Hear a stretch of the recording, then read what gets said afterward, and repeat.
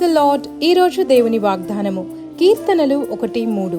అతడు నీటి కాలువల యోరను నాటబడినదై ఆకువాడక తన కాలమందు ఫలమిచ్చు చెట్టువలే నుండును. అతడు చేయనదంతయు సఫలమగును. ఆమేన్. దేవుడు అంటూ ఉన్నాడు, నీతిమంతులు నీటి కాలువల యోరన నాటబడిన చెట్టువలే ఉన్నారు అని. హల్లెలూయా! ఎంత గొప్ప ఆశీర్వాదం ఇది ప్రియులారా. దేవుడు మనలను బీడు భూమిపై నాటలేదు, కానీ నీటి కాలువల యోరన నాటాడు. అనగా లోక మాదిరిలో మనల్ని నాటలేదు, కానీ జీవవాక్యం యొక్క ఉపదేశంలో నాటాడు. కాబట్టి జీవవాక్యం యొక్క ఉపదేశంలో నాటబడిన నీవు అనుదినము వాక్యాన్ని ధ్యానిస్తూ ఉన్నావా? వాక్యం ప్రకారం జీవిస్తూ ఉన్నావా?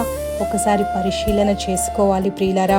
నీవు ఫలించాలి అంటే, ఆకువాడక ఎలాంటి పరిస్థితుల్లో అయినా నీవు ఫలించాలి అంటే, నీవు చేసే ప్రతి పనిలో సఫలతను చూడాలి అంటే దేవుని వాక్యాన్ని అనుదినము ధ్యానించాలి, దాని ప్రకారము చేయాలి ప్రియులారా.